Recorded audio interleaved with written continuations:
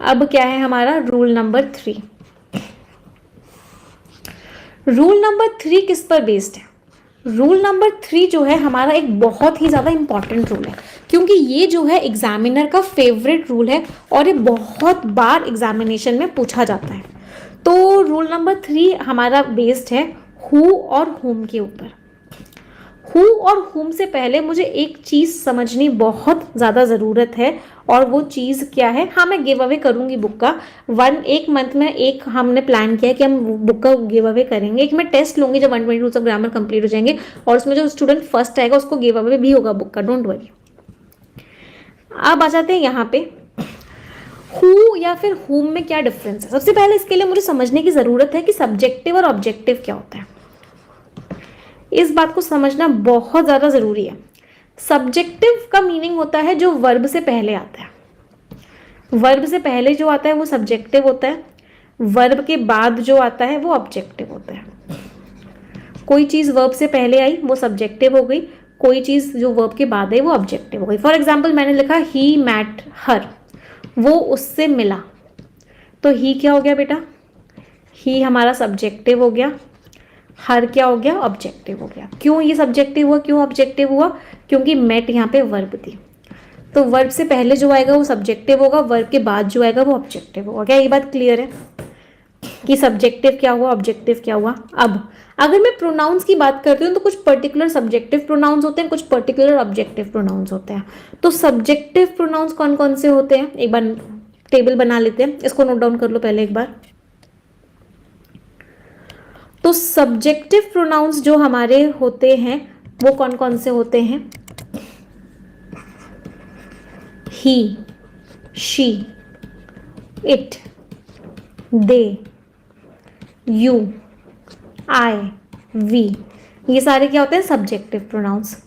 Objective pronounce कौन कौन से होते हैं? Him, her, it, them, you, me, us, ये सारे के सारे हमारे क्या है? ऑब्जेक्टिव प्रोनाउंस हैं। ये सभी को पता है, ये सब वर्ब से पहले आते हैं, ये सब वर्ब के बाद आते हैं। इनके बीच में क्या आती है? वर्ब। ये सब वर्ब से पहले आते हैं और ये सारे के सारे वर्ब के बाद आते हैं। These are subjective and these are objective. अब मैंने आपको सब्जेक्टिव और ऑब्जेक्टिव क्यों पढ़ाया? क्योंकि जो हु होता है ना बेटा, ये इस कैटेगरी का होता है। हु जो होता है वो सब्जेक्टिव होता है, हुम जो होता है वो ऑब्जेक्टिव होता है। अब ध्यान से समझना, कुछ क्वेश्चंस की हेल्प से समझेंगे। पहले इसको एक बार नोट डाउन कीजिए, नोट इट डाउन एवरीवन। जिन बच्चों के पास बुक है वो बुक में मार्क कर लेंगे। चलो अब इसको समझते हैं, लेट्स अंडरस्टैंड इट। मैंने एक सेंटेंस लिखा, मैंने सेंटेंस क्या लिखा? She met the person, she met the person dash says that I am God. वो उस इंसान से मिली जो अपने आप को क्या कहता है? कि मैं भगवान हूं। अब देखो मैं यहाँ पे क्या फील करूंगी, इसको भूल जाओ। अगर मुझे सेंटेंस को अकेले चेक करना होता, वो कहता है मैं भगवान हूं, हिम सेज आता या ही सेज आता? यहाँ पे मैं क्या लगाती? He says that I am God या him says that I am God? कहने से मैं लगाती he says that I am God, वो कहता है कि मैं भगवान हूं। इसका मतलब यहाँ पे क्या आएगा? सब्जेक्टिव केस आएगा। सब्जेक्टिव का मतलब क्या था? अभी अभी पढ़ा, सब्जेक्टिव कौन होता है? हु होता है। इसका मतलब यहाँ पे क्या आएगा? हु आएगा। शी मेट द पर्सन, वो उस इंसान से मिली जो क्या कहता है? जो कहता है कि मैं भगवान हूँ। इसी सेंटेंस को मैं ऐसे लिखती अगर, she met the person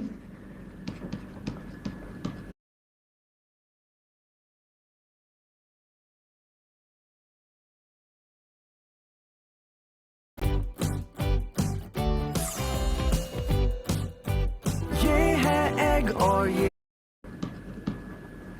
dash God likes, वो इस इंसान से मिली जिसे भगवान पसंद करते हैं। She met the person dash God likes. अब क्या आएगा? चेक करो, ही लगाओगे या हिम लगाओगे?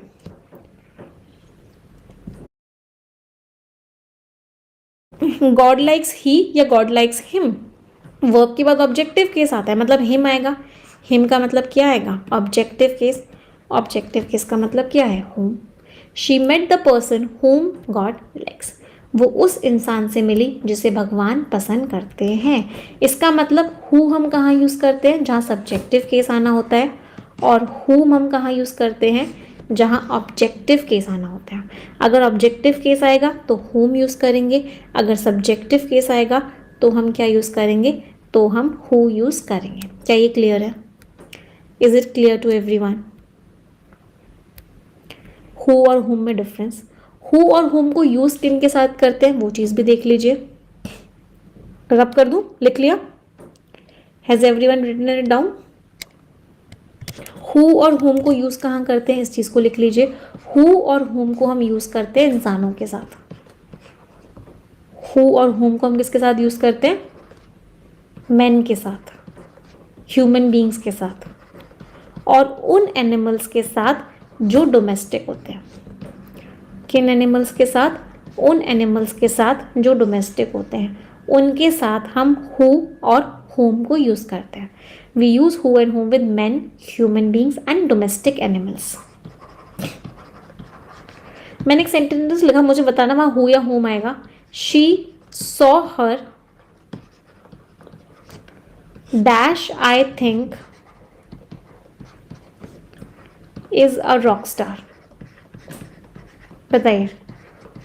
एक और सेंटेंस लिख रही हूँ। दे मेट देम डैश दे से वर्क्स वेरी हार्ड। बहुत ध्यान से सोच समझ के बताना, घोटाला मत करना। डोमेस्टिक एनिमल्स, जो पालतू एनिमल्स होते हैं, घोटाला मत करना, बहुत सोच समझ के बताना। कैसे फिल करोगे? He is a rock star लिखोगे, him is a rock star लिखोगे? He is a rock star आएगा। ही का मतलब क्या है? हु आएगा। ही वर्क्स वेरी हार्ड आएगा, हिम वर्क्स वेरी हार्ड आएगा। वर्ब से पहले बेटा ही वर्क्स वेरी हार्ड आएगा। ही वर्क्स वेरी हार्ड आएगा, मतलब दोनों में क्या आएगा? हु आएगा। होम किसी में भी नहीं आएगा बेटा, होम किसी में भी नहीं आएगा। ही is a rock star, he works very hard, she is a wonderful lady. He she का मतलब क्या है? ही शी का मतलब है सब्जेक्टिव केस। सब्जेक्टिव केस का मतलब है क्या आएगा? सब्जेक्टिव केस का मतलब है हु आएगा, होम नहीं आएगा। कोई डाउट? बहुत सारे बच्चों ने घोटाला कर दिया। Many of you have done a mistake. Clear? Home कब आएगा? मैं एक और एग्जाम्पल लेती हूँ, पहले इन एग्जाम्पल्स को नोट डाउन करो। क्लियर है या नहीं? बहुत सारे बच्चे गलत आंसर दे रहे हैं। इज इट क्लियर और नॉट? जहां पर ही आता है वहां पे हु आता है बेटा। एक और एग्जाम्पल लेती हूँ, उससे और क्लियर होगा। मैंने लिखा शी मेट हिम, गलत आंसर दे रहे हैं। इज इट क्लियर और नॉट? जहां पर ही आता है वहां पे हु आता है बेटा। एक और एग्जाम्पल लेती हूँ, उससे और क्लियर होगा। मैंने लिखा she met him dash I think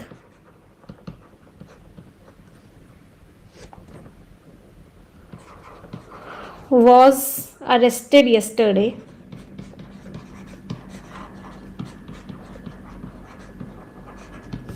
एक और सेंटेंस लिखा she met him dash the police arrested।